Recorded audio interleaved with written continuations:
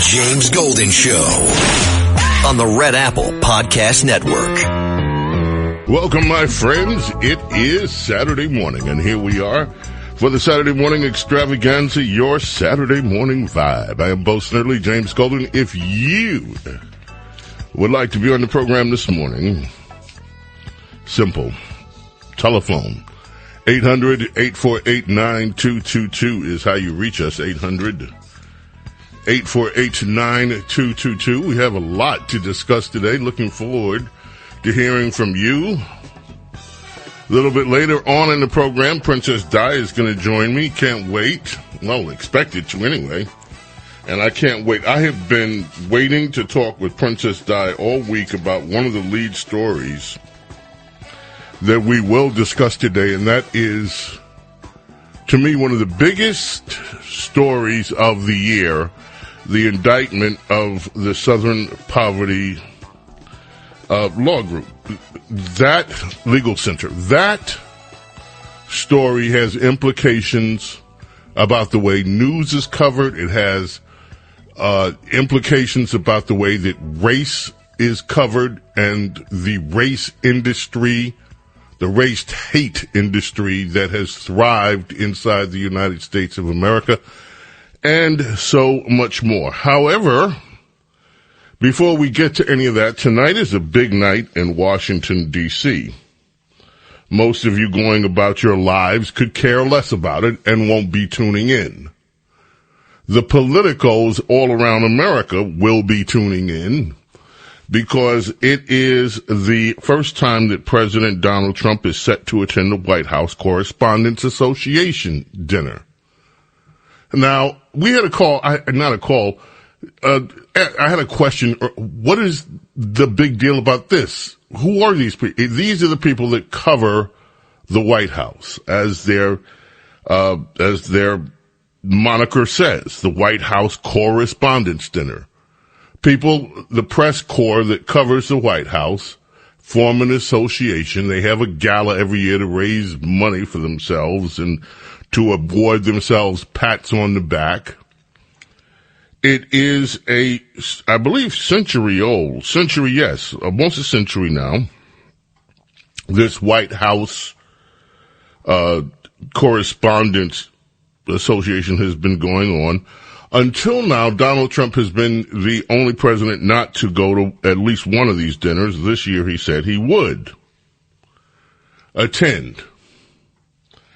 Let us tune in, ladies and gentlemen, before I do that, it is a big deal in Washington, D.C. This is part of the glamour of politics night, supposedly. In fact, there's a big article in the Daily Mail today. Here's the headline from the Daily Mail about it. DNC chair among famous faces at notorious gay sex apps party for DC elite as glam guests line up down the block. That's the headline. Democrat National Committee Chairman Ken Martin was among the Washington elite who attended a pre-White House Correspondents' Dinner party hosted by gay hookup app Grindr. The non-sexual event, how do they know what was happening? In the closets or the non-sexual event was part of the app's attempt to break into the Washington lobbying scene. Grindr CEO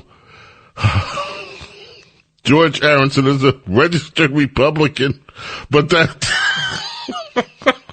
just gets better and better. But that did not prevent the DNC chairman, Ken Martin, from showing his face. The DNC chair was spotted alongside multiple Grindr executives, including Aronson and the app's new head, head,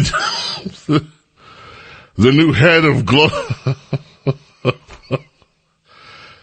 global governmental affairs. Global affairs at the grinder. Yes, this is real. CNN news anchor Caitlin Collins and former host Don Lemon were both spotted along the guests. YouTuber Keith Edwards even suggested he heard from multiple people that Gavin Newsom would make an appearance, although his presence hadn't been confirmed. Republican Nebraska Senator Deb Fisher made an appearance, and the article just goes on and on. So,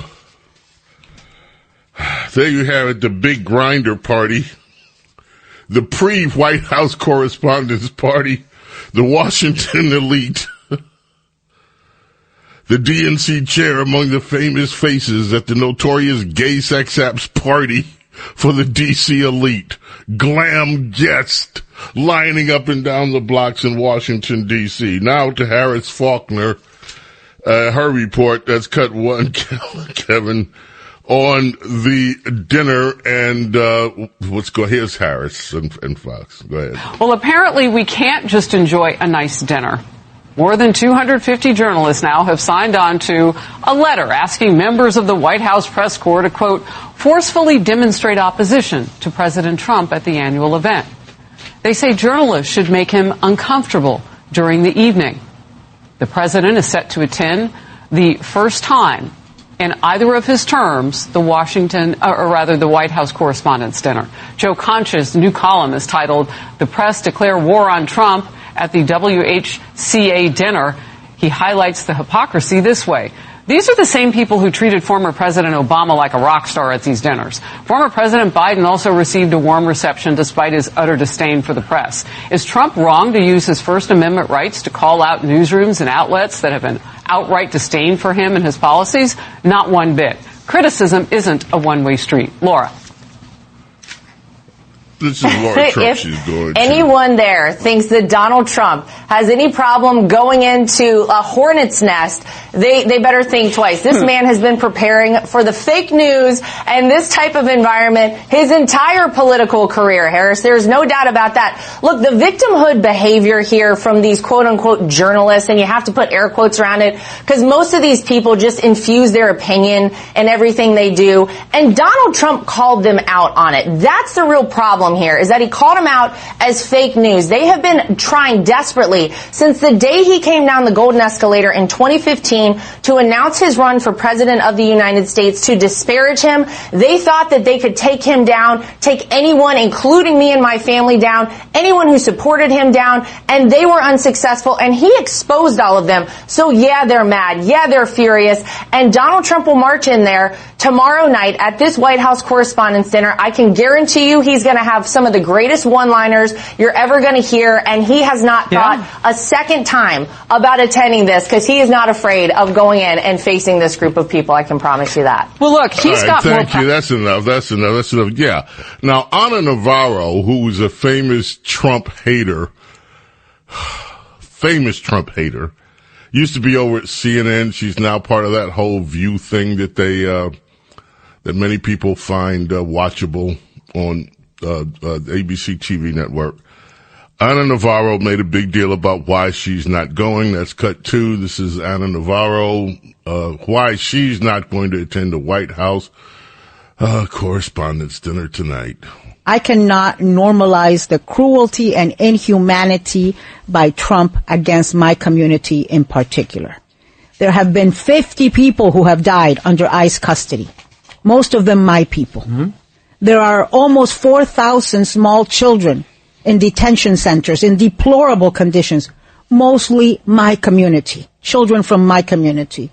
There's been deaths under ICE that are not investigated. There's Alex Preddy, there's Renee Good, there's the young man who got killed in Texas. There's the attacks on the free press. There's the lawsuits against everybody and their brother who dares write anything or say anything against him. There's the investigations and weaponization of DOJ against journalists. the weaponization of the FCC. So how in the hell could I possibly go there to an event that's supposed to celebrate journalism and celebrate free press? I can't take any more of the whining from look, this are my people. My people. All right, let's just talk about that for a minute. 11.5 million of my people came into the country under Joe Biden and Kamala Harris, and some of those my people have wreaked havoc on America, and she doesn't say a word. Not about all the Americans that have been killed and other people, human beings, killed by some of these despot criminals, raped by these despot criminals that are my people. Not a word. She talks about 4,000 children. There were 425,000 children unaccounted for under Joe Biden. Many of them my people, but not a word. And the Trump administration has been trying to find these children. Some of them have been sex trafficked. Not a word from Ana Navarro about my people, the children that have been sex trafficked.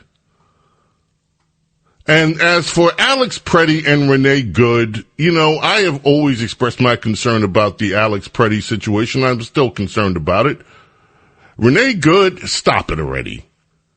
You try to drive into an ICE agent and bad things happen, and I'm so sorry, but bad things happen when you try to kill someone or put yourself in a position where it's perceived that you are trying to kill someone with your car, your vehicle. So as for my people, Anna, I'm sure you're going to be missed. Not. The story tonight isn't about you. The real story should be you have over 200 members of the mainstream press signing a letter saying they should spend the night at this event trying to make the President of the United States uncomfortable. Why would you trust any of these people that signed that letter to deliver news to you that is an accurate account of what is happening? That should be the story. 200 members of the press sign a letter to say, let's attack the president while he's at an event. Make him uncomfortable. They have an agenda. How can you expect anything that you get from any of these people in the news industry to be, quote, to use a phrase, fair and balanced? You can't. That list of everyone who signed that letter should be made public. And anytime there's a news article that's unfavorable, one should just check it against the list. Which one of these people who wants to make the president uncomfortable at an event wrote a news article? That should be the story coming out of here. And as for Ana Navarro, yeah, whatever, Ana. Whatever. Okay, we have other stuff. In New York, Mondani, the socialist mayor of New York, vetoed a measure, his first veto, that many perceived as a way to curb some of the anti-Semitism that has happened at these protests that would create buffer zones around schools and other places. He vetoed it.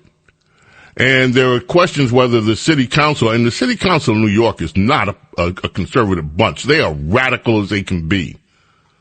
But even they are like, come on already. Stop this. These insane protests, these anti-Semitic protests at these schools. Do something.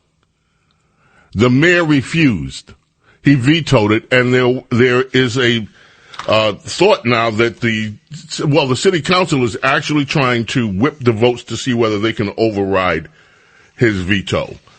Big week with the Southern, as I said, the SPLC, Southern Poverty Law Center, the redistricting fight in Virginia, which I want to spend some time with. The Iran situation is still boiling over. Folks, we have a lot this morning. The head of global affairs for Grindr in D.C. It's too much. The Saturday extravaganza is on the way. underway. The James Golden Show on the Red Apple Podcast Network.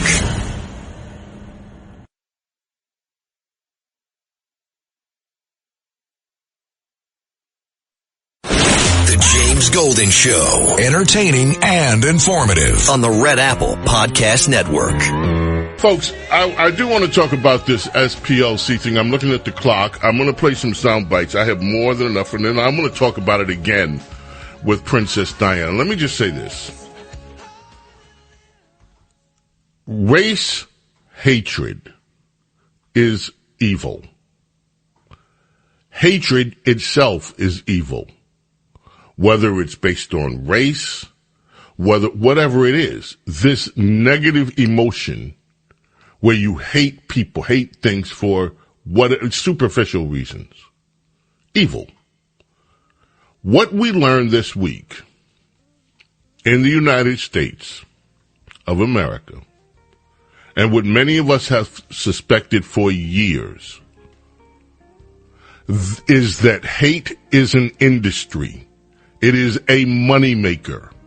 It is not what it appears when people tell you, oh, there are groups of people out here that hate blacks, blah, blah, blah, blah, blah. No. There's a lot more to the story of racial hatred. And it involves money and corruption and willful intent to make America seem like a hateful country. We'll be right back. Don't go away. The James Golden Show on the Red Apple Podcast Network.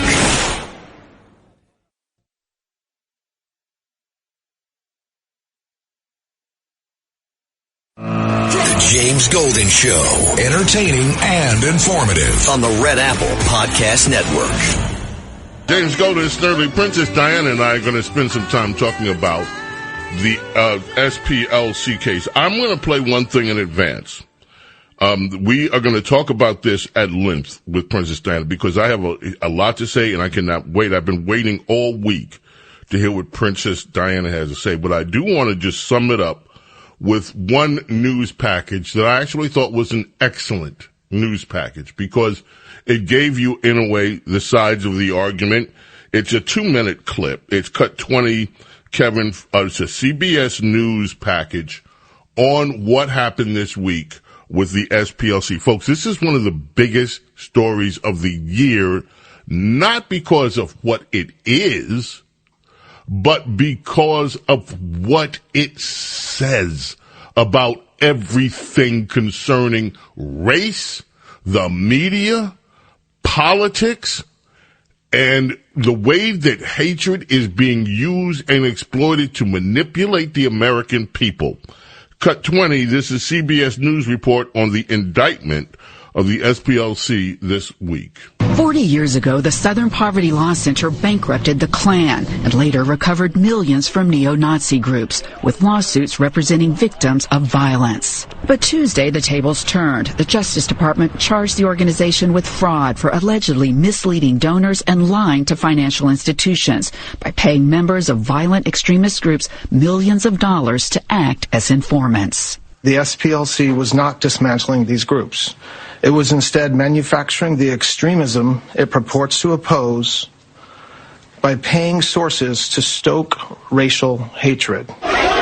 Including, the indictment alleges, a leader of the 2017 Unite the Right rally in Charlottesville, Virginia, who, quote, attended the event at the direction of SPLC, made racist postings under the supervision of the SPLC, and helped coordinate transportation to the event for several attendees. But Law Center interim president Brian Fair said the group had long used informants and called the indictment a political attack by the Trump administration. They have made no secret of who they want to protect and who they want to destroy. You have to wonder if this... Attorney Scott Frederickson questioned the Justice Department's legal theories. Can the federal government persuade a jury that the Southern Poverty Law Center was out there funding extremism for its own purposes, manufacturing racism? That's hard to believe. Obviously, they'll have their day in court. But there have been calls to investigate the law center for years. In 1995, the Montgomery Advertiser was the finalist for the Pulitzer Prize for articles alleging that the center was misleading donors and wasting their money. And more recently, critics say that its hate watch list of extremists includes many mainstream conservatives. Tony? Jan, thank you very much. Now, we're going to explore all of that in depth with Princess Diana a little bit later in the program. I want to touch on some other areas, and yes, we're going to take phone calls, 800-848-9222, but I want to talk about a few other things. Folks, Louisiana has been rocked within recent days. 2 mass shootings. One is this dad killed 7 of his 8 his kids. He killed, I believe it was 7 of his children. And tried to kill the mother. She got away with another of the children. Following that, there was a shootout at a mall in Baton Rouge. The other happened in another part of Louisiana. The shootout was in a mall in Baton Rouge, Louisiana. There was a death there and just a whole lot. Gang violence apparently may be what it is. 2 cuts, cut 9, actually 3. Cut 9, here's the police chief, T.J. Morris, speaking at a presser about that event. Right now, I'm ready to announce the arrest of Markel Lee. Pictured behind me. Markel is being arrested for first-degree murder, 5 counts of attempted first-degree murder, and illegal use of the weapon. Our detectives worked throughout the night drafting an arrest warrant for Lee's arrest and executing a search warrant at his known residence. Lee turned himself in to BRPD earlier today. The mayor, Sid Edwards, actually was at the press conference as well. That's cut 10. And the mayor, I thought, had some very poignant remarks as well. Here's Mayor Sid Edwards after this shooting at the mall. Do not stereotype or pigeonhole or profile all our young people. I spent my entire life ministering to young people as a coach and a teacher. 99% of our young people in Baton Rouge, whether they're black, white, red, blue, Baptist, Catholic, are law-abiding citizens, and they're just out there trying to make it and doing the right thing. So please, we don't need that judgment. We just need your prayers. And I want to end with this. It doesn't seem like it by how things are written or things are said or what was done. Our officers, the sheriff, BRPD, all our partners, our violent crime, our homicide rate is nearing 20% down in East Baton Rouge Parish in the last 16 months. It just don't feel that way. But just one murder is one too many. Now, I played that before I played the governor of this state. And I think there are going to be many of you in this audience. Let me just put it on the table. These are black kids involved in this shootout. And I think that was the reason why you get the please don't stereotype, please don't do this from the mayor.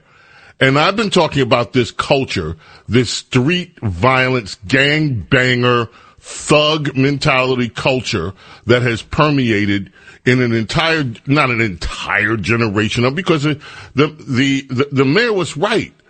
Most kids are not doing this. If most kids were doing it, we wouldn't be able to live in this country. However, this mentality is so widespread that it needs to be addressed and corrected. And now, here's the governor, Jeff Landry of Louisiana, with his reaction, which I think echoes the reaction of many of you of what we're seeing from this culture. And I'm not defining this culture, by the way, by race. It is a culture of mentality. Here is Jeff Landry. This is the kind of violence that we end up with when we engage in those kinds of policies. And I'm asking the legislature to go back and look at the laws. In fact, people that go into common places and decide to engage in that kind of violence, we should put them away for life. I'm done with them. It doesn't matter how old they are. Somebody has failed. It's not the government's job to raise these people. It's common sense not to go into a public space with a gun and start shooting around blindly. We got 18,000 acres at Angola. And if it's up to me, I'd send them all there for the rest of their lives. Next. Damn right. It's not the government's job to raise your kids. It's common. You don't go into a mall shooting anything. I don't care whether they're teenagers. It's time to stop coddling these criminals. I love this guy. We got 18,000 acres in Angola. If it's up to me, I'd put them all there. Jeff Landry's a little bit hot. You know what I pulled out today, folks? In response to all this stuff that I'm so sick of from the left, I pulled out some Malcolm X. I don't know whether we're going to get to it, but I pulled some Malcolm X up. I had to. I'm like, man, let me go find Malcolm X talking about liberals and Democrats. I don't know how many of you in this audience ever listened to Malcolm X back in the day. This was back in the days when it was Negro. This was before it became black, and then after it became, well, no, let me see if I remember it. It went from Negro to black, then to African American, then back to black, and then Afro American, and then black, and then I get lost. But this was back in the days of Negro, when Malcolm X was out. So we have some Malcolm X cuts for you, maybe. I want to get to a few other things very quickly. Rosie O'Donnell. We're switching gears all over the place here, folks. Just stay with me. Stream of consciousness stuff going on here. Rosie O'Donnell, cut 12, had this to say about the billionaire class in the United States. Before we play, just a brief note. Bernie Sanders, who just did the oligarchs tour with AOC railing against billionaires, his group just endorsed a billionaire to be the next governor of California, Tom Steyer. Bernie Sanders, anti-billionaire, Mr. They're all bad oligarchs, the billionaire oligarchs, the oligarch billionaire, they endorsed a billionaire, Tom Steyer, environmentalist wacko billionaire, to become the next governor of California. The California debates were this week. We don't have time for it today. I covered that during the week. Anyway, here's Rosie O'Donnell. Cut 12.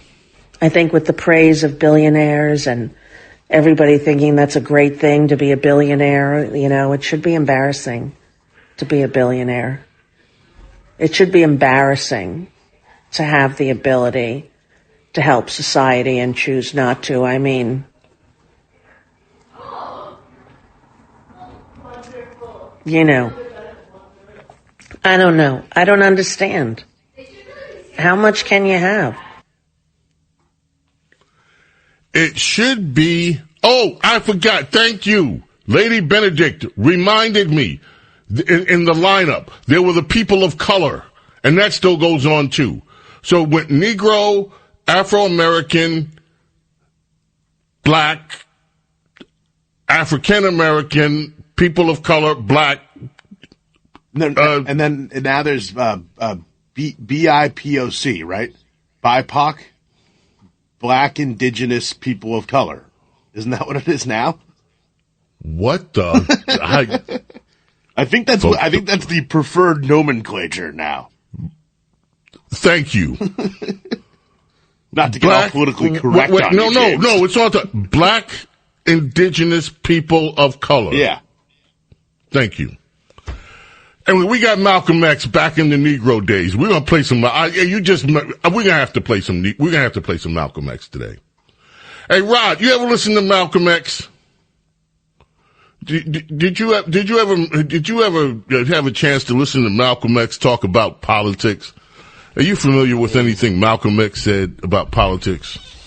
I mean, I've heard quite a few different speeches on Malcolm X, and the funny, ironic thing about Malcolm X is we are born on the same day.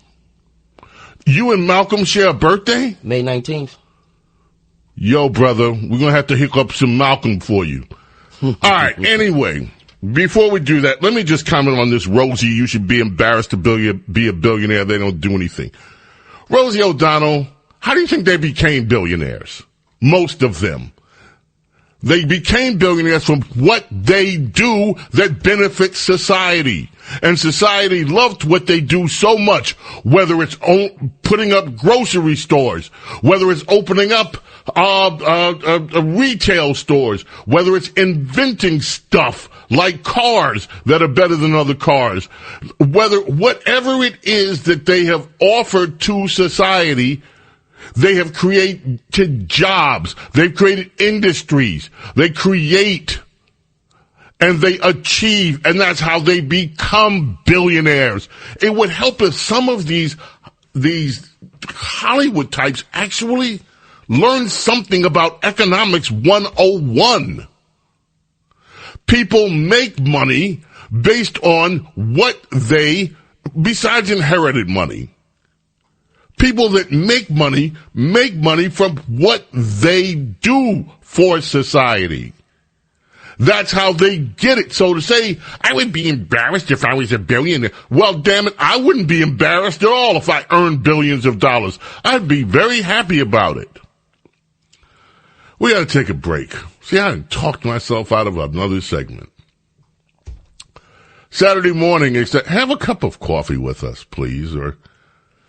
Do you know, Kevin, what is the number 2 commodity in the entire world? I'm going to take a context clue here and say coffee. Yes, or you tobacco. got the context clue. It is, I don't know what, I got to go back. Coffee is the number 2 commodity, the second most bought and sold product in all of the world is coffee. And I'm going to have a sip of it, and then we're going to get back to this. 800-848-9222. It is the Saturday morning extravaganza, the Saturday morning vibe. The James Golden Show on the Red Apple Podcast Network.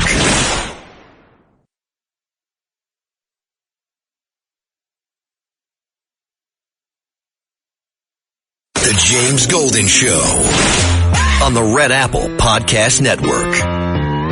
Telephones, let's start with Susan in New York. Everybody, please get right to the point because time is short in this segment. Sorry about that. Susan, what's on your mind this morning? You really came out of the box strong this morning. I just wanted to say about the correspondence dinner.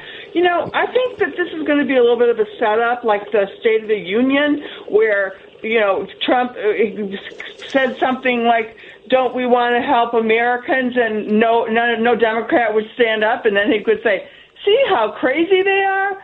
And I think if these correspondents, first of all, they wouldn't have anything to correspond about if it wasn't for Trump. And if they start really acting up, which I don't even think they'll have the courage to do, then he can just like stand there and say they are all on display. They are the ones against freedom of speech. They're the ones that this is all, and they're going to make up fake things to protest about? And then isn't he going to just say, aren't they crazy? Look, here they are. I love that.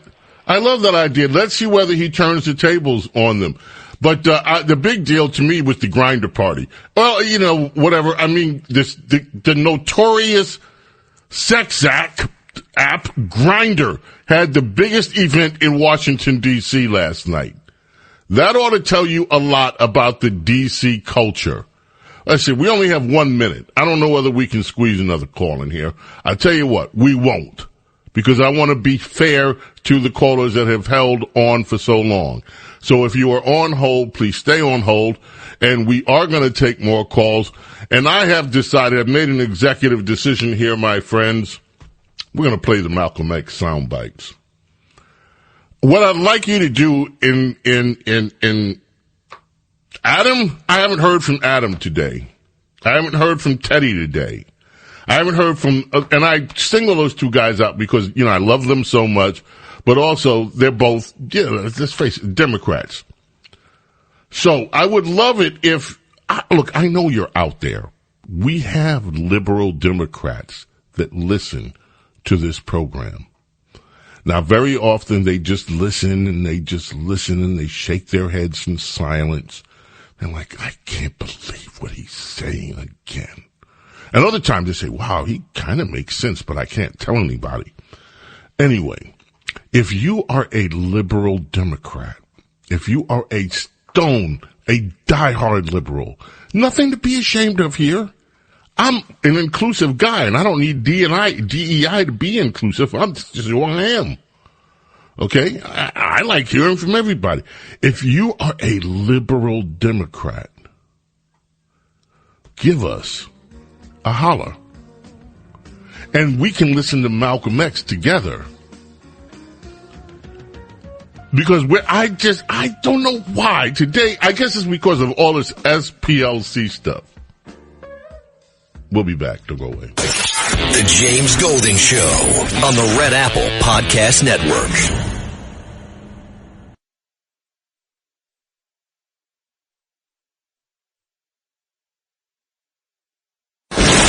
James Golden Show. Entertaining and informative on the Red Apple Podcast Network.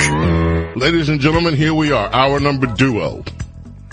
Hour number uno in the can. Hour number duo begins here on the Saturday morning extravaganza. James Golden, Bo Snerdley, your host. 800-848-9222 is how you reach us on the telephones. And a special shout out and call out for liberals.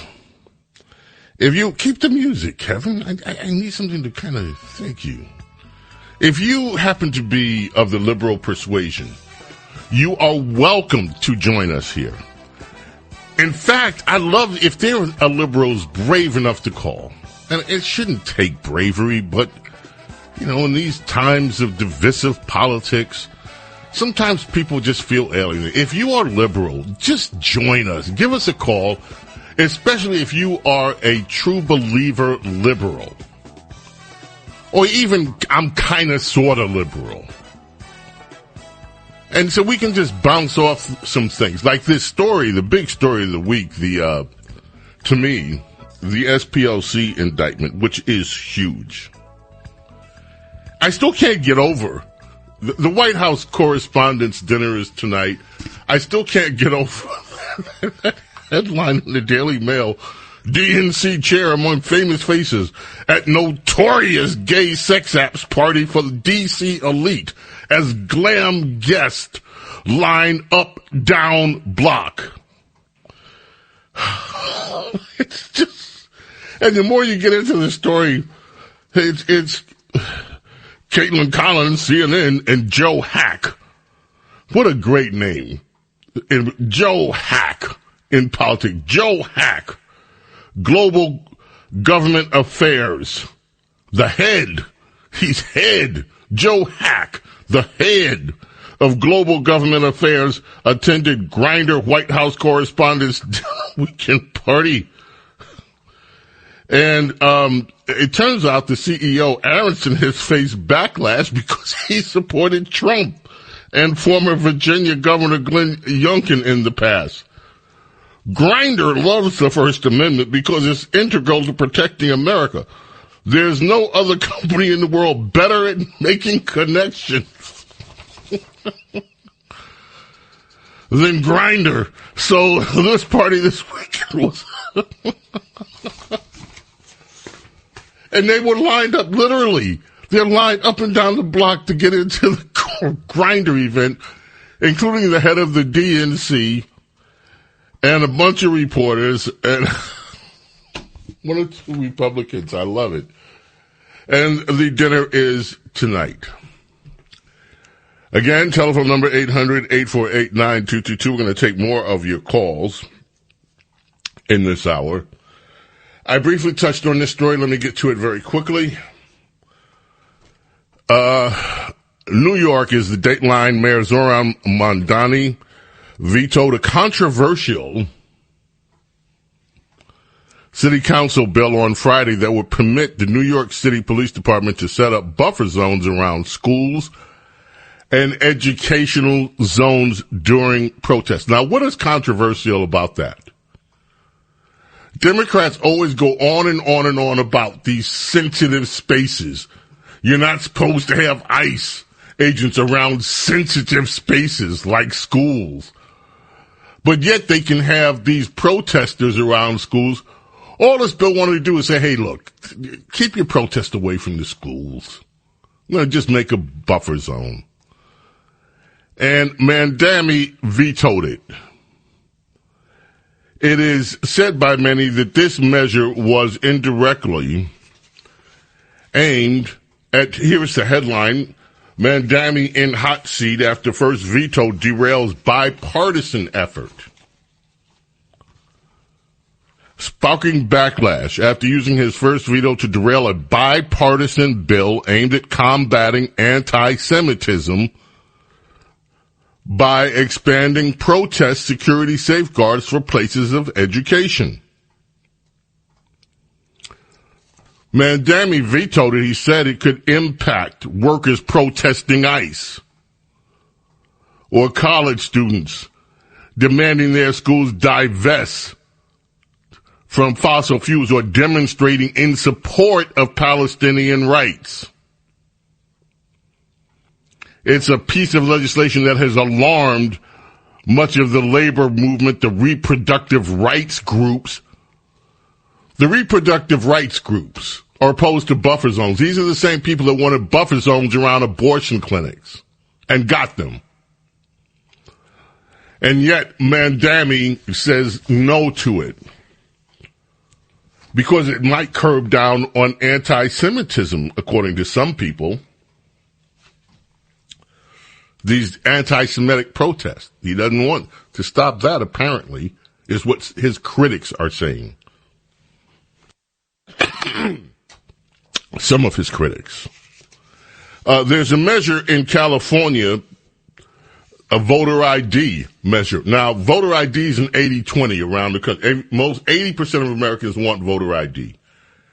In California, the most recent polling shows that the people that don't want voter ID, a new IGS poll released yesterday, when asked about the proposed ID requirements, 56 of voters surveyed supported it, 39 opposed it, but support flipped when the measure was framed in partisan terms. And in that way, so we'll see. It's on the ballot. And millions are being spent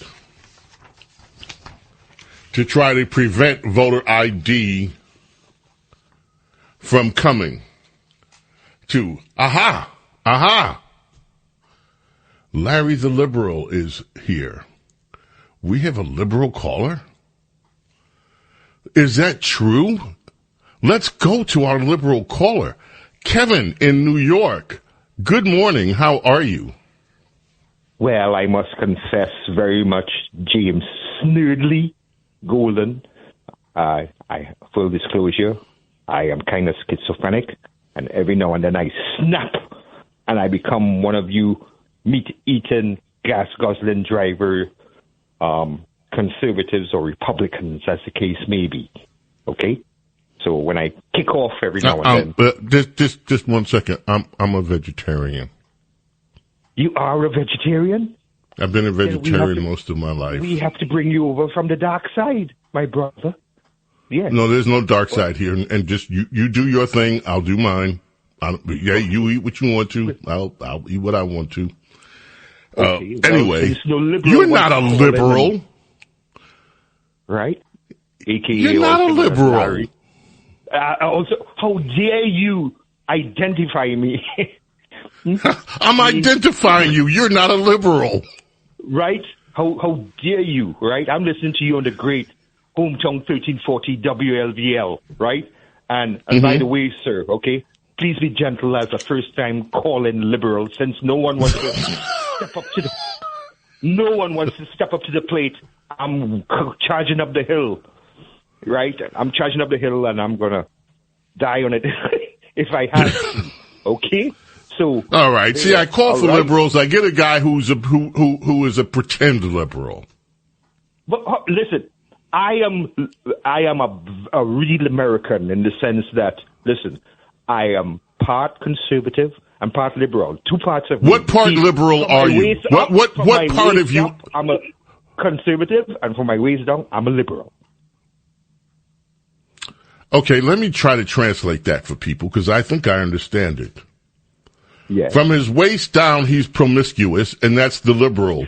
From his waist up, the thinking part of him, he's a conservative. Do I have this somewhat right as to what you intended to say? Well, as my grandma would say every Friday night, bingo.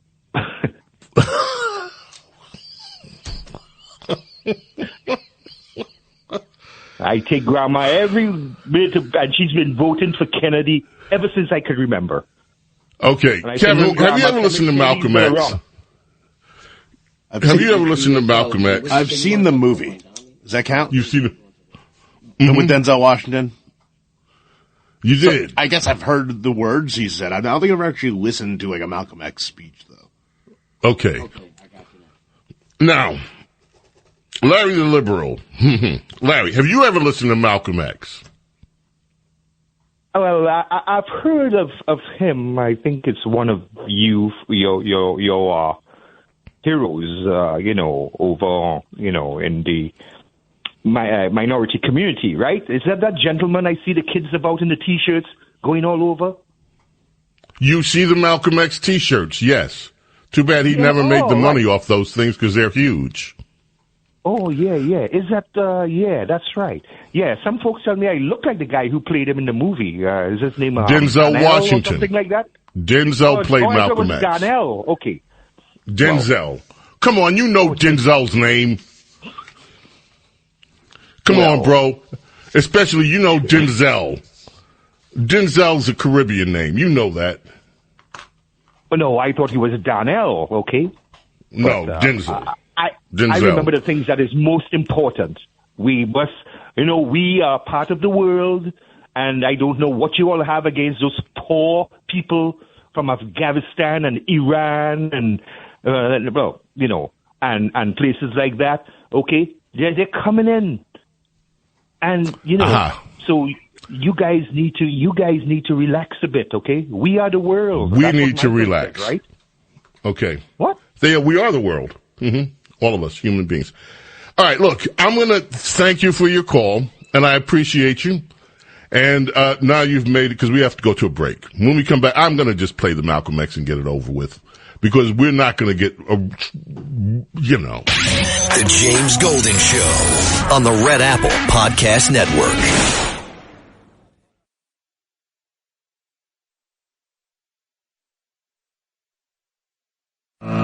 James Golden Show, entertaining and informative on the Red Apple Podcast Network. Okay, here's what we're going to do. Folks, the reason I am going to play Malcolm X right now, the Southern Poverty Leadership Center under indictment. They have been bamboozling Americans using race. So, we'll play as much of this as we can squeeze in right now. That first Malcolm X cut, we have Kevin, let her rip. Cut 14. This, let her rip. Mm-hmm. Of Americanism are waking up, and they're gaining a new political consciousness, becoming politically mature. And as they develop this political maturity, they're able to see the recent trends in these political elections. They see that the whites are so evenly divided that every time they vote, the race is so close, they have to go back and count the votes all over again. And which means that any block, any minority that has a block of votes that stick together is in a strategic position. Either way you go, that's who gets it. You're in a position to determine who'll go to the White House and who'll stay in the doghouse. You're the one who has that power. You can keep Johnson in Washington, D.C., or you can send him back to his Texas cotton patch. His cotton patch. You're the one who sent Kennedy to Washington. You're the one who put the present Democratic administration in Washington, D.C. The whites were evenly divided. It was the fact that you threw 80% of your votes behind the Democrats that put the Democrats in the White House. When you see this, you can see that the Negro vote is the key factor. And despite the fact that you are in a position to be the determining factor, what do you get out of it? The Democrats have been in Washington, D.C. only because of the Negro vote. They've been down there 4 years. And all other legislation they wanted to bring up, they brought it up and gotten it out of the way, and now they bring up you. And now they bring up you. You put them first, and they put you last. Because you're a chump.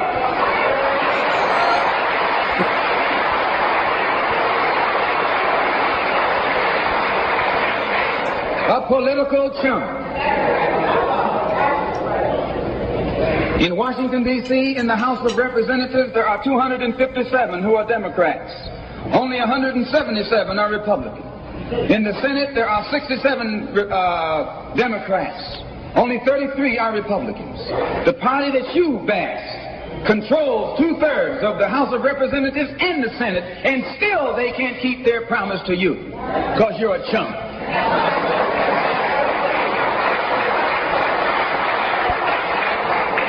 Anytime you throw your weight behind a political party that controls 2/3 of the government, and that party can't keep the promise that it made to you during election time, and you're dumb enough to walk around continuing to identify yourself with that party, you're not only a chump, but you're a traitor to your race.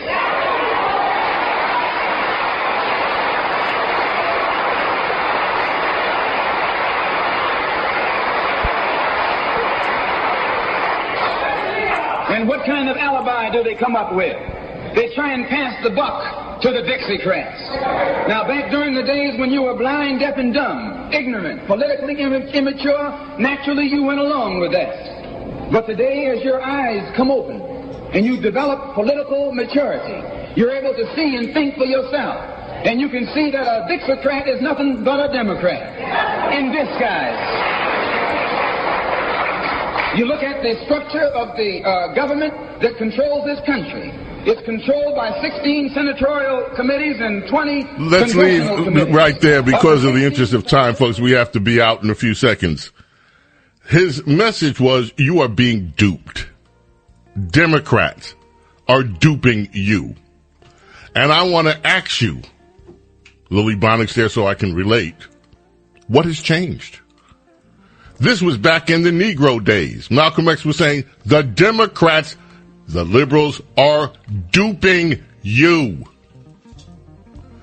My question that I am asking, what has changed? SPLC. We are coming back. Do not go away. I have more Malcolm X, by the way. The James Golden Show on the Red Apple Podcast Network.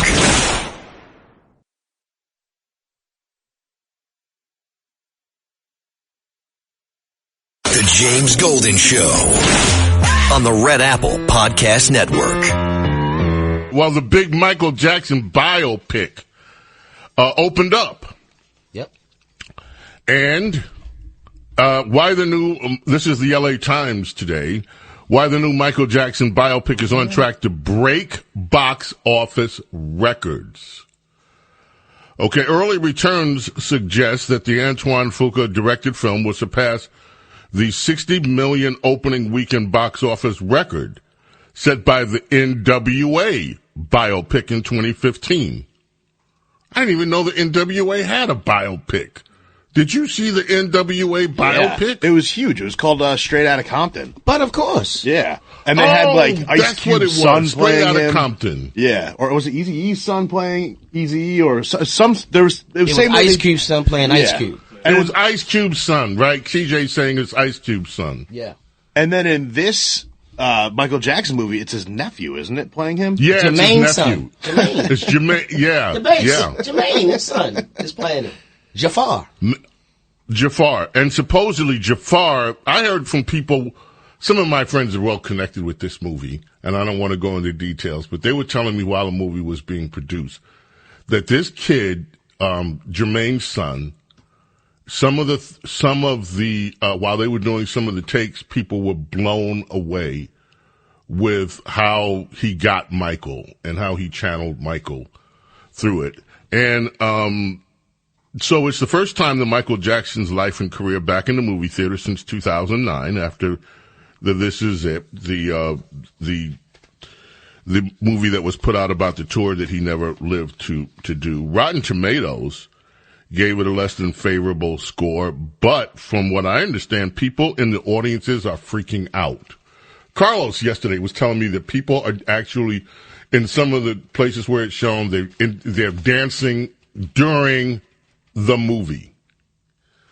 And, you know, in the theater, they're just like joining in. New York Times today has another story. Michael Jackson's music was too big to be canceled. The pop star, who's the subject of the new movie Michael, and by the way, this Michael is part one of Michael because it doesn't cover his whole career. Yeah, I think it stops just covers right after Bad comes out. I think is when it stops. Right. So there's a whole other story to tell after that. Yeah, so they're thinking about doing a part two that will cover all the years, of course, from the other part of his career. So, I mean, this is just, it's amazing. Yeah, I'm looking forward to maybe seeing it when it comes to TV, streaming. I'm not going to the movie theater. But, I just don't go to movie theaters that much anymore. I just can't handle it. And I keep thinking now, this new Star Wars movie, they're showing the trailers. I read a story the other day how disappointing some of the pre-earnings are, because it's only generated like I forgot the figure, maybe like 100 million or something. It's not anywhere near what some of the other ones did. I was like, are you going to see the new Star Wars one in the movie theaters? No, after the Phantom Menace in like 2001 with the Darth Maul, the guy with the face paint, he's got the double lightsaber. That's where I kind of gave up on Star Wars. But 100 million at the box office, they'll make triple, quadruple of that in merchandise sales. That's where they make all the money off this. Lunch boxes and video games and dolls. People go nuts. Okay, and so this whole story is, what is it? TJ, what's the name of the movie again? The Mandalorian and Grogu. Now, this little Grogu character, this is like Baby Yoda. And this when it was first introduced, everybody was like, oh, look, it's a Baby Yoda. It's Baby Yoda. And I just wonder if that is still carrying on, whether that excitement over it. I happen to like The Mandalorian, the first season. I thought it was pretty good. Considering it's Disney. And how Disney has totally screwed up the Star Wars franchise with their wokeness. So I don't know. It looks like maybe it might be, it's a Memorial Day opening for that. I'd be interested to hear whether you true Star Wars fans are going to go see Grogu. Wait, what's it again? Mandalorian and Grogu. Thank you. And is it true that they got rid of the excuse me, I'm so sorry, sexist. Is it true that that the female that supposedly the last or new Skywalker, that they're not going to do any more Star Wars with her? Is that true? Rey? Was that her name? Yeah. Rey? Yeah. I don't know. I mean, there seems to be it's a male-dominated story, Star Wars, it seems, right? I guess you had Princess Leia in the original one, though, too. Yeah. So there's some representation. Well, let me just go on the record and say, if they're bringing her back as anything Skywalker, I'm not going. I'm not doing it. I'm not going to suffer through another one of those movies again. That last one with her was just an utter disappointment. And, I saw Star Wars when it came into the movie theaters for the first time. Kevin, this was before you were born. I saw Star Wars 17 times. No, you didn't. Yes, I did. In theaters? 17 times? In the theater. I went to the theaters 17 different times to see Star Wars. I could repeat the whole dialogue of the movie like I was an actor. I love that movie so much. I was hooked from the first time I went to see it. I was hooked. When The Empire came out, it was a seminal day for me because this is the only time the only time up until then in my career I have ever taken off a day from work to go to a movie. I took off a day from work to go to the movies to see The Empire Strikes Back. I didn't see that 17 times, but I saw it enough that I could repeat lines from that movie. Like Darth Vader telling you, not be impressed by this technological terror that you have created. And then things started going south with Return of the Jedi, with those damn Ewoks. Like, what the hell is this? Little freaking Ewoks. Never liked the Ewoks. But we suffered through that. And then came the next three, and they just kept getting worse. But they saved it with Jar Jar Binks, remember? Jar Jar Binks was about the point where you knew something was seriously wrong. That's why Kevin's out. That's why Kevin's out. It's not Darth Maul. He said, TJ says that's why you're out. Yeah, that's not Darth Maul. It was Jar Jar Binks. Darth Maul was cool. Jar Jar Binks, between the CGI, which even for 2001 or 1999, we were all like, this is awful. And then he has that stupid accent where he's like, oh, miso, whatever. It was just god awful. It was terrible. The saving grace of that movie was Liam Neeson. I thought he was cool Liam was cool. Yeah. But Jar Jar was horrible. Yeah. Even when it first came out, I was sitting in the theater. I remember just like, what is this? What are they doing? And there was so much anticipation for that movie. Because it was the first one after the long hiatus. Yeah. And they bring in some Jar Jar stupid Binks. I'm so sorry. Stupid Jar Jar. And then by the time they get to this last one with this broad, I'm sorry, I don't mean to be sexist. With this little girl, I'm sorry, I don't mean to be sexist. With this tomboy, I'm sorry, I don't really mean to be sexist. With this woman Jedi who trains for like 5 minutes and becomes the most powerful Jedi ever, I was like, you have got to be kidding me. This is what Disney this is how they destroyed the great Star Wars? Now, I thought the saving grace, sorry folks, this is an extended discussion. I thought the saving grace was Rogue One. To me, Rogue One was the best Star Wars movie of the whole franchise after Empire Strikes Back. That movie was amazing. You didn't even see it, did you? I can't say I did. I'm so confused. Kevin? This is where I feel like one of my parents, where I'm like, oh, the Star Wars, I can't even. It's so confusing at this point. There's 90 different TV shows. Just stick to the movies, Jedis. I don't need anything else. All right, Kevin, throw a little Jar Jar in there. Is Jar Jar Binks in this one? No. They would not curse the movie with a Jar Jar or anything like it. Like a baby Jar Jar Binks? Like no, Baby Yoda? No baby Jar Jars. Go see Rogue One and tell me what you think of Rogue One. To me, that was just like, whoever did this hasn't been part of the failures that Disney did with all the others. They found somebody that actually understood Star Wars to do this movie. All right, enough of that.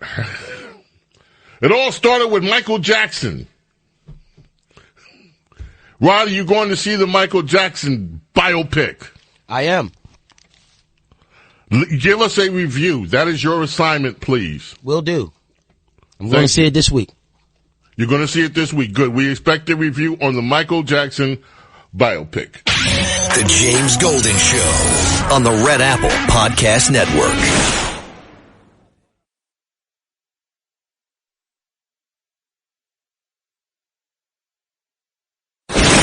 James Golden Show. Entertaining and informative on the Red Apple Podcast Network.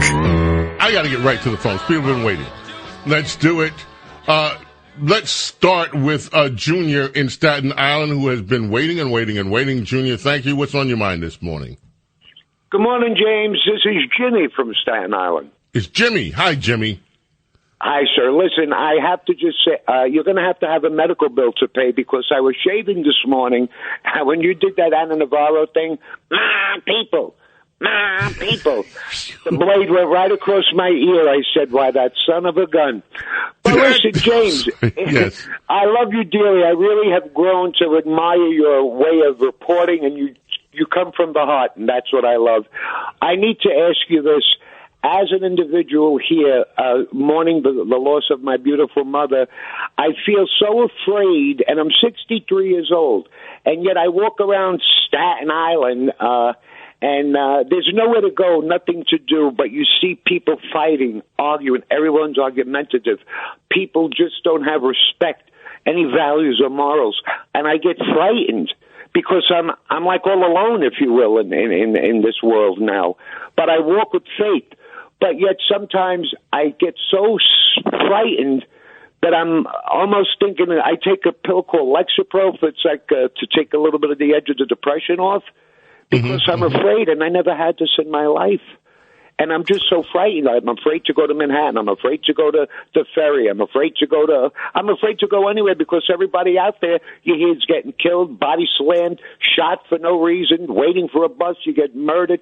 I just don't know what to do. And I've heard you speak in biblical terms on your program, and it was so darn enlightening and lifted that burden for the day. And it did. I'm not here on the radio waiting to tell you this, but I need evidence from you. Junior, well, thank you. Number one, I don't know whether I can give guidance from this level. Let me just say this. I think all of us are afraid. I think being afraid is part of the human condition. We're all afraid of our own mentality. We're all afraid of when we see people that we love already going.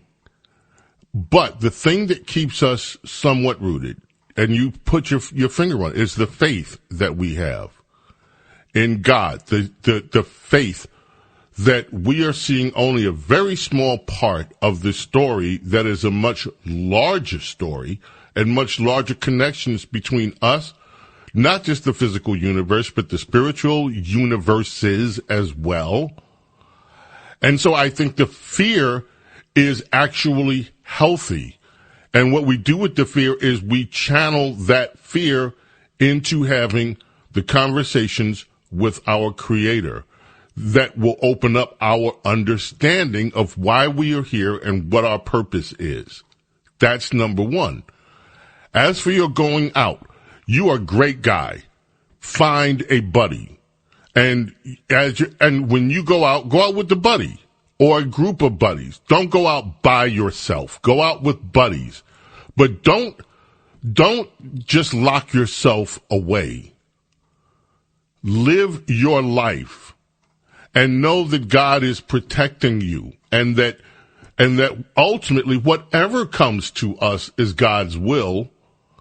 We always hope and ultimately it is for our best. And I just heard from America's Small Caffeinated Mom, Rhonda Schrock. She's simple message. I will pray for him. You have the prayers of so many people here also. And use your own power of prayer. But keep the fear, but channel it. Because we need to be conscious. And the fear is an invitation to consciousness. And that's what we all have these fears. And we are all with you. And so, yes, fear is a part of life. And it is a normal part of life. Use it to your advantage. Junior. Love you. Thank you for calling. James Golden, Snerdley. Princess Diana is going to be with us in the next segment. We're going to take calls as well. 800-848-9222 is how you reach us. Our number duo heads to the can. Our number trio, the batter's box, getting ready to knock it out. Stay with us. James Golden, Bo Snerdley, your Saturday morning extravaganza, the Saturday morning vibe. Whatever you do, keep it right here. The James Golden Show on the Red Apple Podcast Network.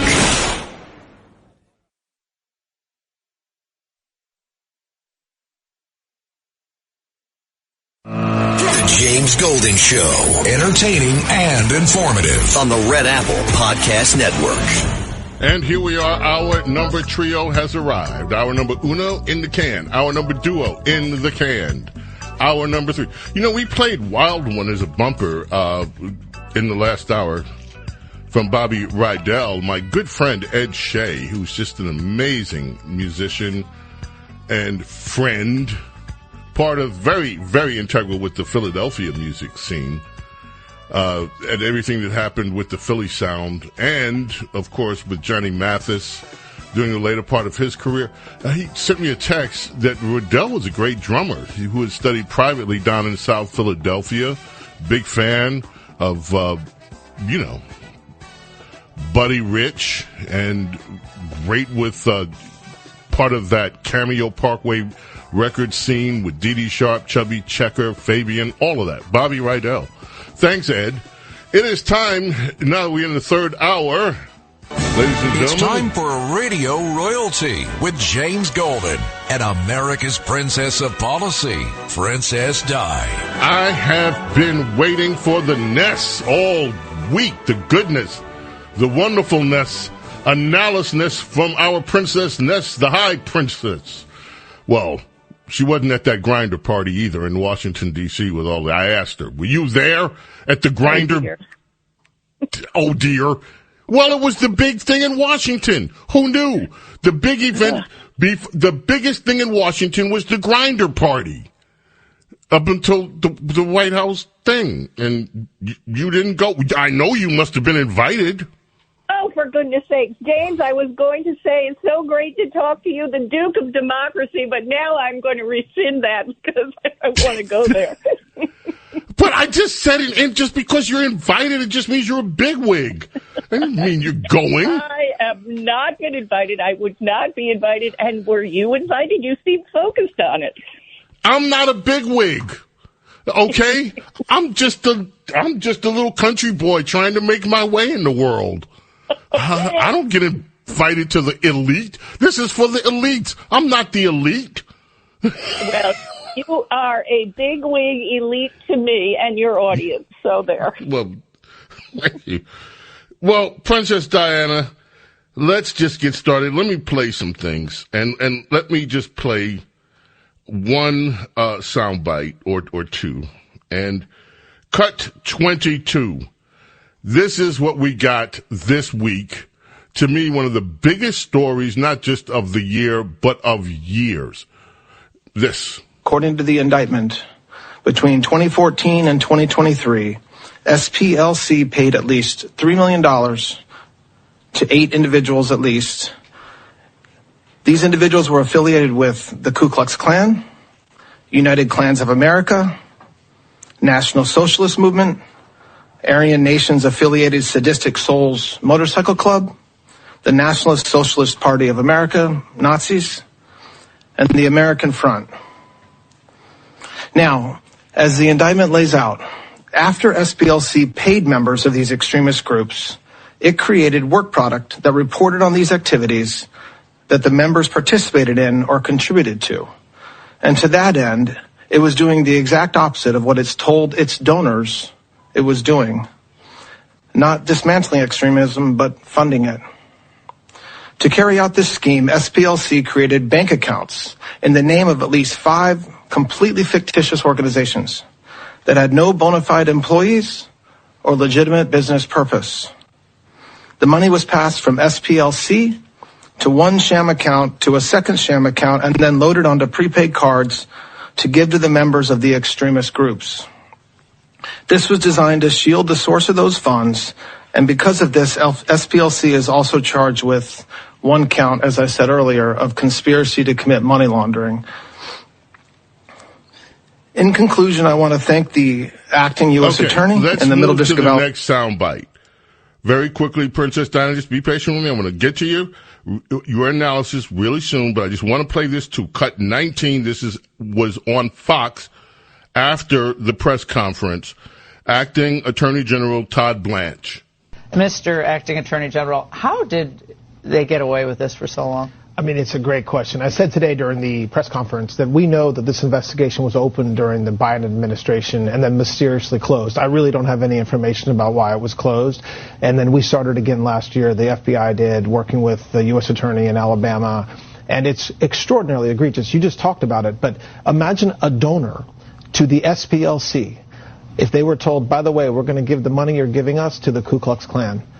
Okay? Like, in some cases, over $1 million. I mean, it's incredible. Now, they say they're no longer using these informants. Princess Diana, I have been waiting all week for your take on this.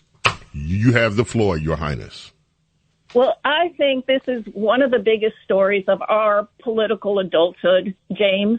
And I think that the media, the mainstream media, has been deliberately underplaying it. The way they framed it is that the Southern Poverty Law Center has had informants that they've paid, which sounds kind of like, 60 Minutes type of journalism, that kind of thing.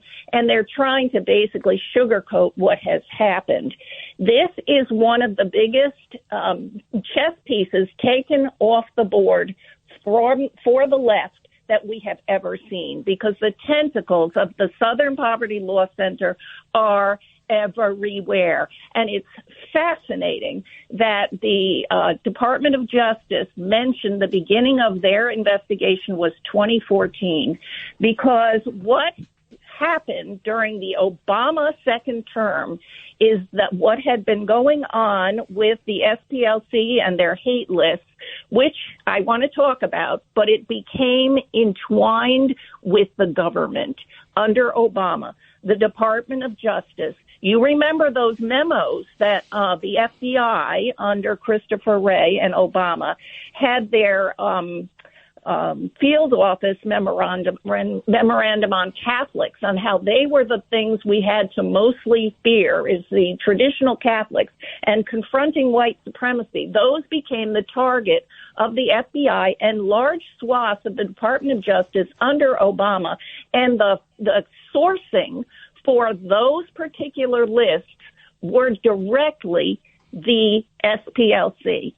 And this is what happened when Obama appointed Kash Patel as FBI director. He severed ties in October of 25. He called the SPLC a partisan smear machine, and he ended a long history of cooperation on, quote, monitoring hate groups. So what the SPLC had long been doing and had been entwined with the media, it became a government problem, a government program. It was a nonprofit organization, and the way the left, the government under Obama and under liberals used the nonprofits and the NGO to carry out what would not be possible if it was something that people were up for election. So this is how they carried out, and Obama carried out, the racial divide increase that happened under his administration. And I just want to talk about an article in the New Yorker in 2019 by Bob Moser. This was when, if you remember, Morris Dees, one of the founders of the SPLC, he was fired. And it turned out that he had long been sexually harassing and personally discriminating against his staff.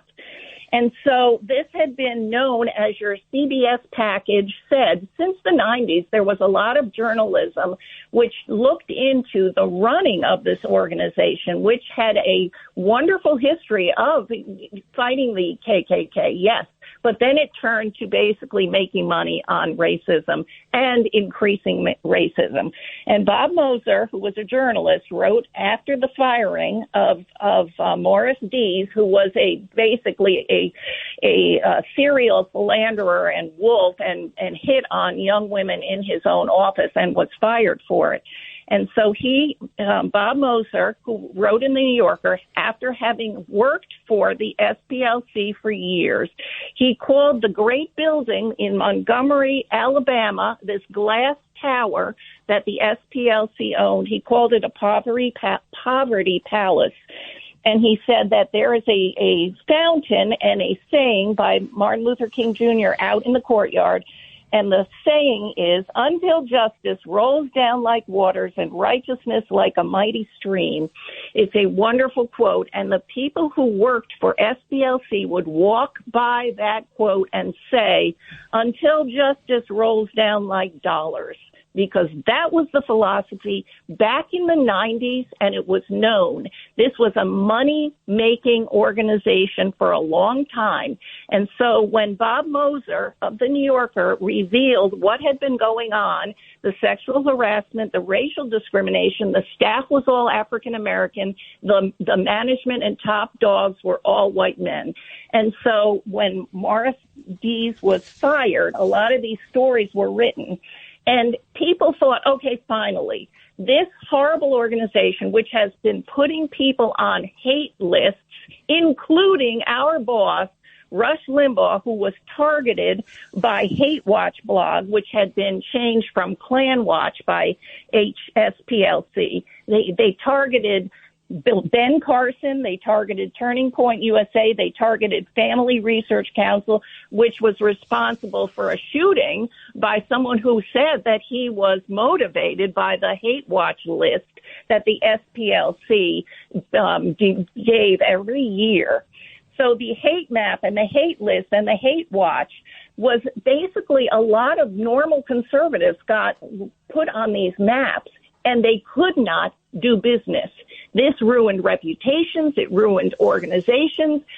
Conservative groups could not raise money. They could not bank. And so the tentacles of this particular group went everywhere. And after all of these scandals came out in 2019, people thought, finally, the credibility of this organization will be hurt. But no. As of this year, they still were putting out their hate list, their hate watch.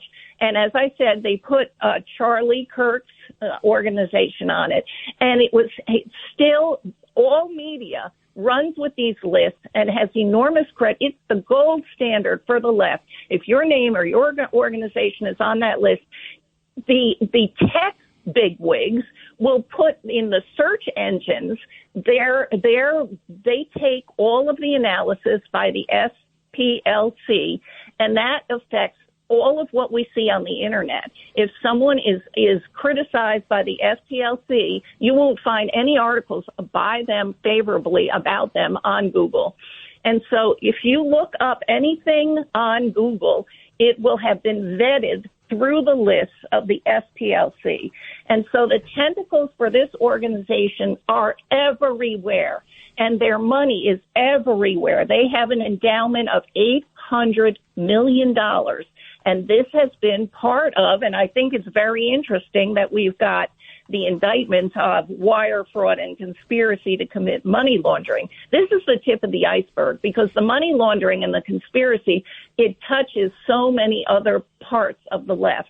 So to me, this is the beginning of a wonderful development, which, has been hurting America by fomenting racial hatred, because there wasn't enough of it in reality. So they had to create more of it. And so the corporate donations soared after some of these events, like the Unite the Right rally in Charlottesville, which your piece mentioned. This was something that was ginned up in part by the SPLC. And this was what Biden said caused him to launch his presidential race, was that Unite the Right rally. That was an operation by the left.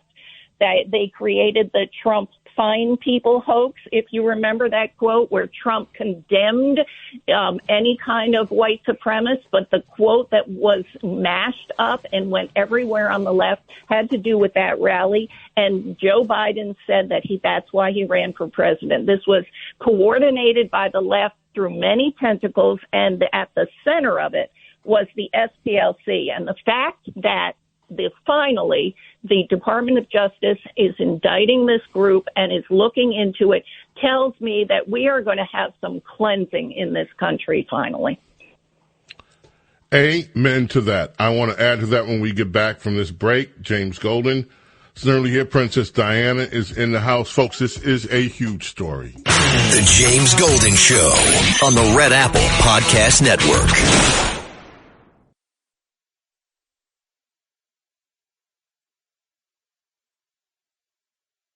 The James Golden Show on the Red Apple Podcast Network. Folks, hate has become a huge industry, and Princess Diana just laid out why. Hatred is an industry for the left. It is a business. Charlottesville, this Unite the Right turned into what you had these people marching with semi-Nazi flags. You had all this stuff, these alleged white supremacists. What we have now learned is that it was the Southern Poverty Law Center that paid for some of this activity. They paid these so-called hate groups to post messages. They paid for some of their transportation to Charlottesville. They were directing how the hate should be broadcast in social media. Folks, this is insidious. And then, after this thing is over, the media pretty much acted as their ad agency and PR agency for what happened in Charlottesville. And then the SPLC made money from it. Their donations skyrocketed. Tens of millions of dollars in donations poured in. So, look at it this way. They manufacture the hate. They said, let's do this. They pay hate organizations to project hate.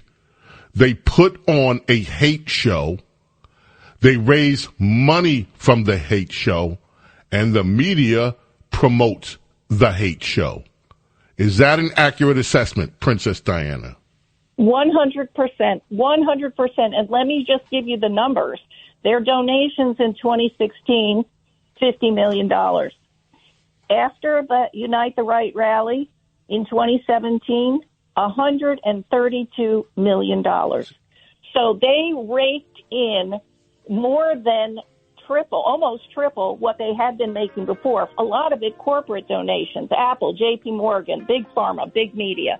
So the money came in, and the money went to Imperial Wizard of the KKK and Neo-Nazi National Alliance.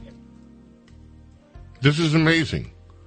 They were paying. These aren't informers, folks. These are paid business partners, not informant. They were business partners with extremist hate groups to promote hate so that everybody could get a piece of the pie. Money. And they could use it as a political smear operation. Hold on. Don't go away. Princess Di's going to stay with us. We're also going to take some calls in the time we have left. Folks, this is insidious. The James Golden Show on the Red Apple Podcast Network.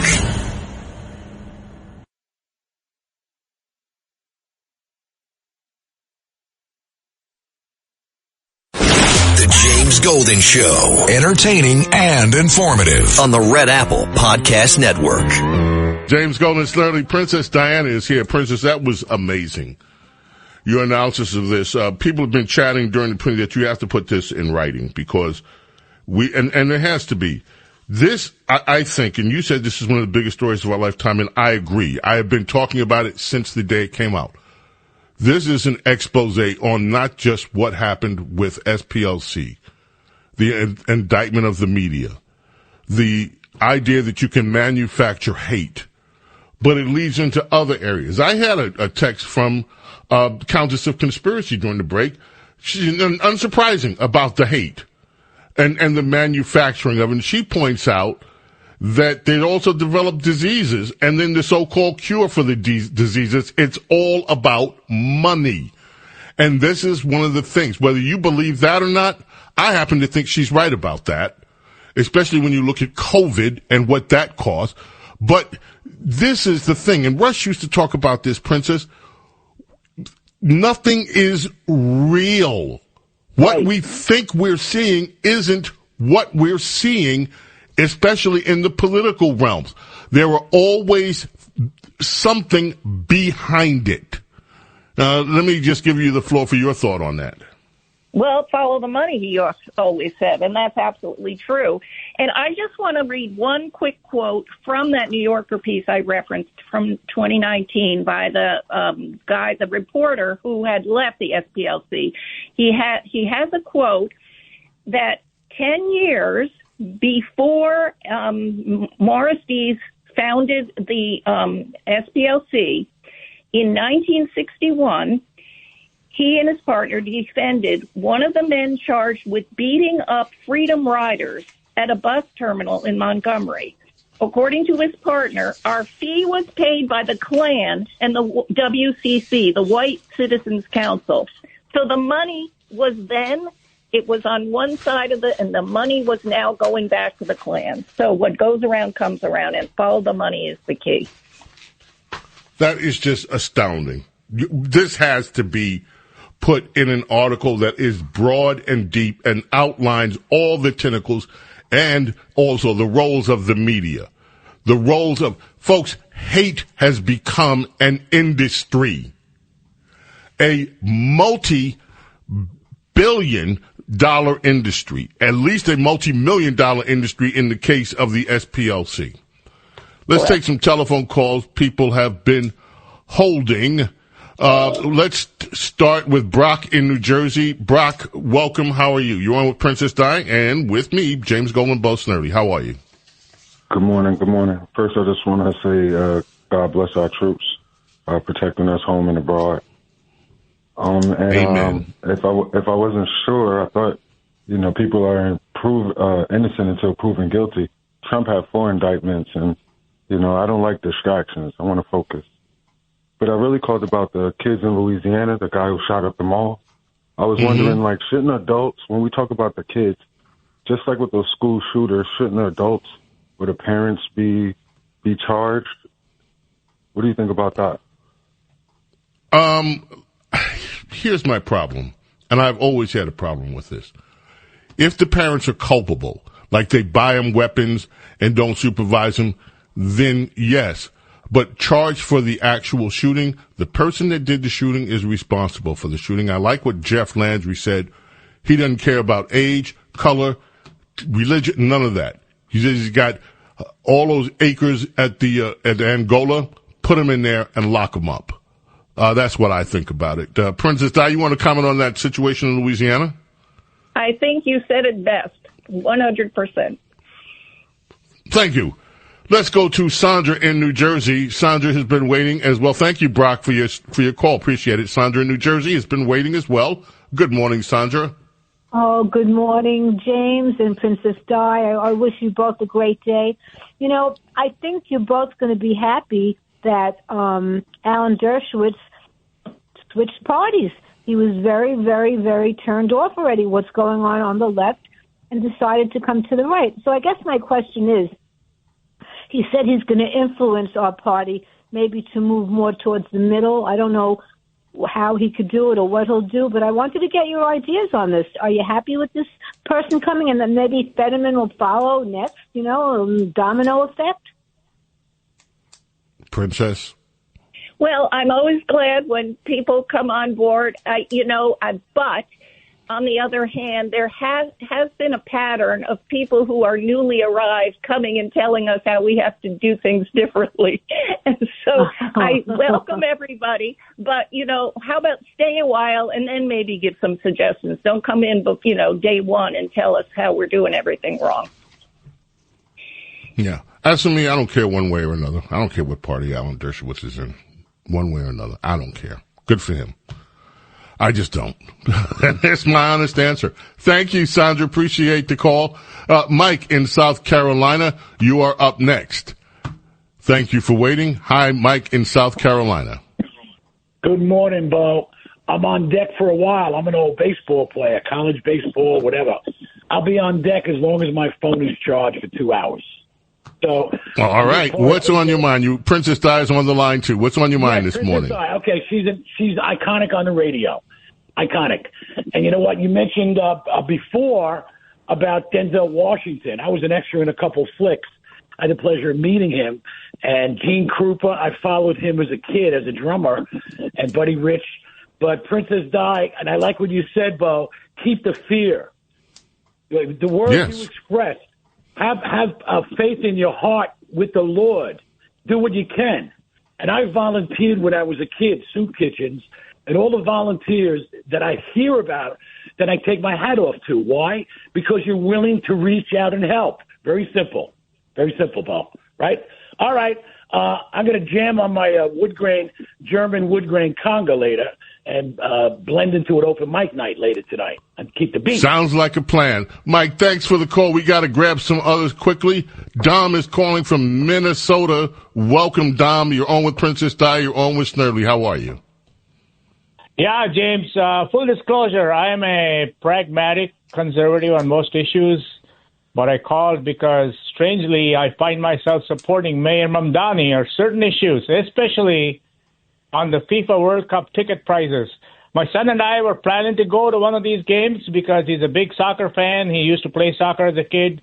My son works in California, makes an above average income, but when he saw the prices for the tickets, he says, screw this, I can't afford it. So my sense is price gouging is alive and well, especially in the sporting industry, when you have to pay $8 for bottled water. I don't know. What's your guys' response on this thing? It's going crazy. We've been to a lot of football I don't games. even know what the prices are on the FIFA Cup because I have not going.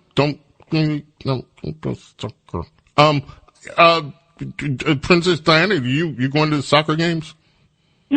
No, but I have been following the story and the outrage of New Jersey edition of the, $150 transportation tax. Yeah, $150 to take a subway train that might get you there, might break down on the way.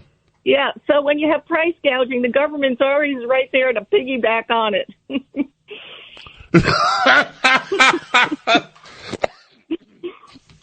Well, you got it from Princess Diana. I'll have to delve into the story. I know they're also complaining about what's going on in Los Angeles with the Olympics and the prices there. It's like, what do y'all expect? These are blue cities run by Democrats. What do you expect? Alice is calling in from New York. Good morning, Alice. How are you? Well, good morning, Dominic. My name's not Dominic. I'm the other black dude. No, I'm sorry. James. Dominic. Thank you. That's the right one. Just hold on a minute. I got you, stuff honey. going on. All right, so here we go. The first caller, turn this off. The first caller, he didn't even know who he wanted it. Talking about Denzel Washington. Everybody knows who Denzel Washington is. And he's acting like he doesn't know. And he's with his fake accent, like he's from Jamaica, the fake Jamaican. But anyhow, you challenged us, and I'm calling you to tell you, now I'm out of breath, but I'm calling you to tell you that I'm a liberal. I'm a happy liberal, okay? And I have friends from are you still there? I'm listening to every word you say, sweetheart. Okay, all right. So I'm a liberal, and I have friends from the Upper West Side and the Upper East Side, okay? Yeah. So I said to my friend Cynthia just last week, I said, what's the difference between the Upper West Side and the Upper East Side? We're talking about New York here. Before you take all these people from South Dakota, you should take us. We're the real people. But anyhow, I said to her, I said, okay, all right. Well, what's the difference between the East and the West? She said, oh, well, us from the West, we know what we're doing. And from the East, she said some curse words. So now I'm going to go. I just want to give a shout out, okay, to the Bravehearts. They're all the cardiac patients from St. Francis in Roslyn, okay? Yeah. We got a great golf outing. The Bravehearts keep the pumping, okay? And also, thank you, Miss Liberal. And Alice, call us again, sweetheart Liberal. Thank you. We love you. We love you, darling. Bye-bye, honey. We love happy. I love happy liberals. See, we get They're liberals. so rare. Yes, and she's happy. Princess Di, I can't let it go. After the SPLC, had you heard those Malcolm X? I'm sure you heard all those Malcolm X quotes before, haven't you? I have heard No? some of them. They're always wonderful to hear an actual sound of his voice. Wonderful. Play that more. You know, you know what, you mentioned something. There's something about Malcolm X's voice that I find very compelling. Yes. I don't know what it is. It's his thing. I want to play after the SPLCU thing. I just want to play a little bit of the second one we had, cut 15. And this was kind of a montage put together of Malcolm X. Folks, it's a little radical for you. Some Malcolm X on with Princess Di and with Bo Snerdley. Malcolm X. There are many whites who are trying to solve the problem, but you never see them going under the label of liberals. That white person that you see calling himself a liberal is the most dangerous thing in the entire Western Hemisphere. He's the most deceitful. He's like a fox. And a fox is always more dangerous in the forest than the wolf. You can see the wolf coming. You know what he's up to. But the fox will fool you. He comes at you with his mouth shaped in such a way that even though you see his teeth, you think he's smiling and you take him for a friend. There are many whites who act friendly toward Negroes. A fox acts friendly toward the lamb. And usually the fox is the one who ends up with the lamb chop on his plate. The wolf doesn't act friendly. And therefore the wolf has more difficulty in getting the lamb chop in his plate. I'd like to point out, though, that... And I say that because it is usually if you study the structure of the Negro community, economically, politically, civically, psychologically, and otherwise, it's controlled by the white liberal, who usually poses as the friend of the Negro. On the other hand, I think one could point to a large number of whites who have struggled for civil rights. That's enough. We got the gist of what I wanted to hear there. Yeah.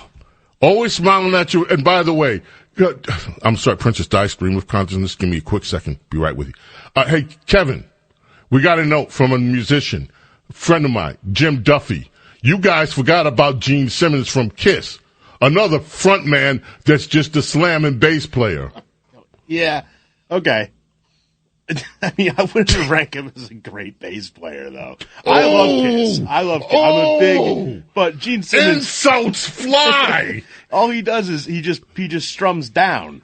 He uses a pick, and he strums down. He's not playing an intricate bass line, let's put it that way. I'd like to see Gene Simmons play silly love songs. Okay, then. Princess Diana, the wolves and the sheep. Oh, my goodness. Such wisdom there. Boy, those quotes have held up. Still, word for word true to this I love that.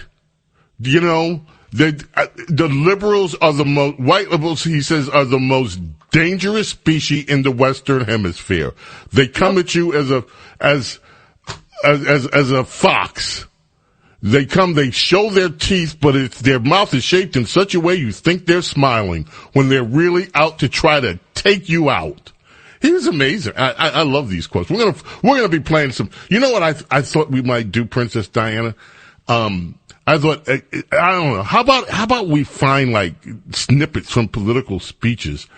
I was thinking today, man, people don't even play Reagan that much anymore, or some of the other great speeches of the time. And I used to like that stuff. I want to hear from stuff. And it doesn't have to be politicians. It can be, people like whoever. But I like listening to. I love that idea. There's so much wisdom that is received as Americans that we aren't hearing. I think that's a wonderful idea. And in the voices of the people who spoke them, there's a power behind. I think we'll do it. Princess, I think we got time for one more call. We got a call from San Diego I want to take from Tim in San Diego. Tim, welcome and thank you for calling. What's on your mind? I think it's funny that he mentioned Gene Simmons just now. Gene Simmons claimed fairly recently that he taught Geddy Lee from Rush, who is a phenomenal bass player, how to play your basic blues lick on a bass. And, Geddy, of course, loves Gene because they helped Rush out in the early days. But the thing your friend there left out about Geddy is that he plays keyboards, sings, and bass all at once. They never had a keyboard player, and they reproduced stuff on stage. Oh, and bass pedals as well. So he was a multitasker, amazing multitasker. Wow. And that's Kevin, who's not only our engineer today, but our beloved program director, who's in with us today. So, Kevin. It should be noted, too, that Geddy Lee, the bass and the drums have to match. Geddy Lee had to play along with Neil Peart, who was hands down a top 10 drummer of all time across genres.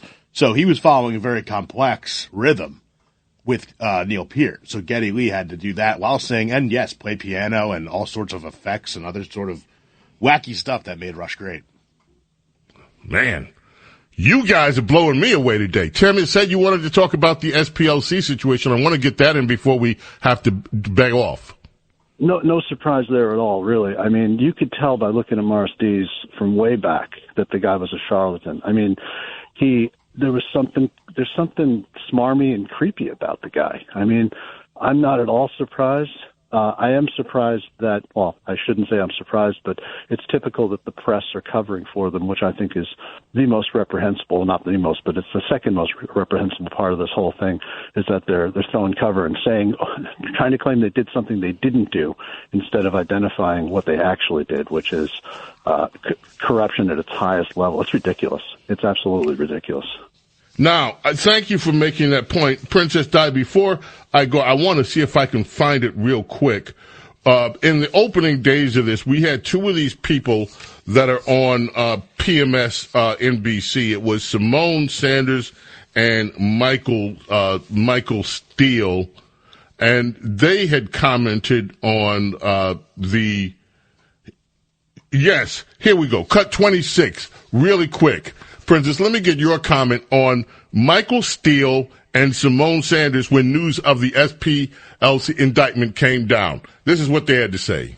Legs, unfortunately. It is. They've gone after the Southern Poverty Law Center, but not the KKK. They've gone after the people, the civil rights organizations, but not the actual extremist groups. They just freed the Proud Boys. What do you expect them to do? You're right, Michael. Well, excuse me, I forgot who we're dealing with. Thank you. They're on the side of the extremists, it feels like. No, they're on the side of racists and people who undermine the very principles of the country. And they have been from the very beginning, because that's where Donald Trump has always nurtured himself.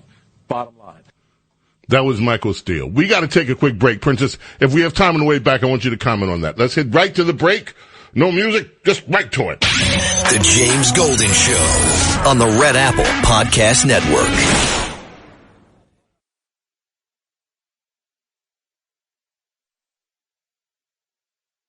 The James Golden Show, entertaining and informative on the Red Apple Podcast Network. And we have to go. May God bless each and every single one of you, your families, your loved ones. See you next time. Thanks for listening to The James Golden Show. You can hear The James Golden Show Saturday mornings at 7. If you like the podcast, share it with your friends and listen anytime at WABCRadio.com and download the WABC Radio app. Hit that subscribe button on all major podcast platforms. Plus, follow WABC on social, on Instagram, TikTok, Facebook, and X. See you next time for a new episode, so you never have to wonder, what the heck is going on here? Starting a business can seem like a daunting task, unless you have a partner like Shopify. They have the tools you need to start and grow your business. From designing a website to marketing to selling and beyond, Shopify can help with everything you need. There's a reason millions of companies like Mattel, Heinz, and Allbirds continue to trust and use them. With Shopify on your side, turn your big business idea into... Sign up for your $1 per month trial at shopify.com/special offer.